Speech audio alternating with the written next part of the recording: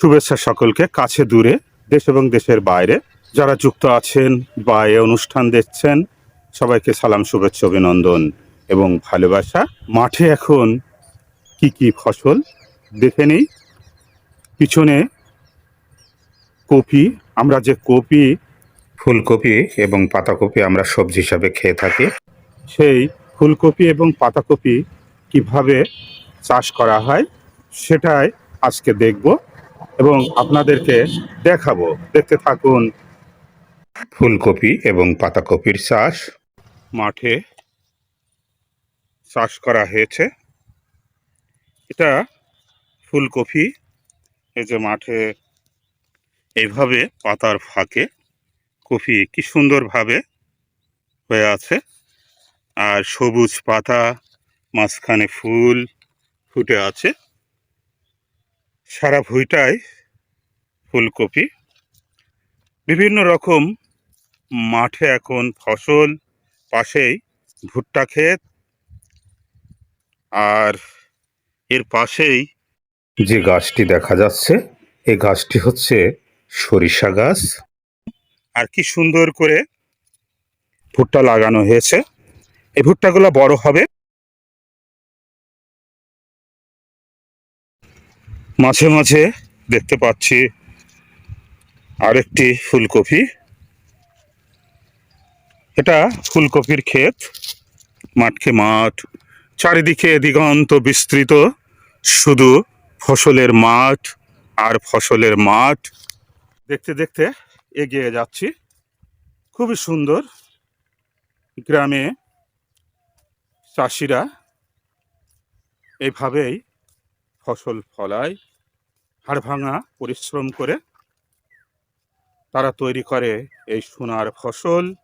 আরেকটি জিনিস আপনাদের দেখাবো, কপির পাশাপাশি এখানে আবার মূলার চাষ করা হয়েছে। মূলা এক ধরনের সবজি, মাটির ভিতরে নামে, সাদা এবং লাল হয়ে থাকে। এই মূলাগুলো এখনো মোটা হয়নি, লম্বা আকৃতির মাটির ভিতরে হয়।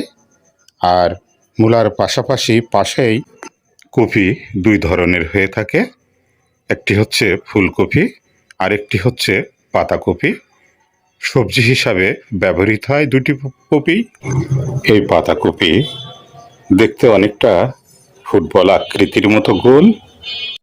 পাতাকপি এবং ফুলকপি সাধারণত শীতের সবজি, তবে এখন প্রায় সবসময়ই এই সবজিগুলো পাওয়া যায়।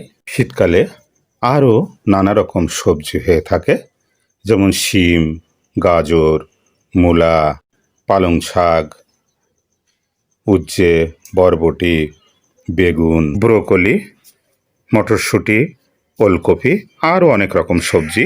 ফুলকপি এবং পাতাকপি, ভুট্টা, মূলা, ধনিয়া পাতা, বিভিন্ন রকমের সবজি দেখতে দেখতে সামনের দিকে এগিয়ে যাচ্ছি। ভিউটা যদি চারিদিকে দেখায়, চারিদিকে সবুজের সমারোহ। পিছনের ওই জমিতে আলু চাষ করা হবে।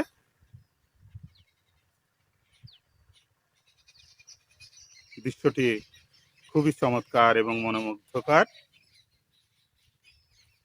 যেখানে আলু চাষ করা হবে সেদিকে যাচ্ছি, এবং জমিটি কি সুন্দরভাবে চাষ করা হয়েছে এবং ডিজাইন করা হয়েছে। দেখতে পাচ্ছেন কি সুন্দর পানি আসবে, পানি যেতে আসবে সেদিক কেমন ব্যবস্থা রাখা হয়েছে। আলু লাগানো হয়েছে।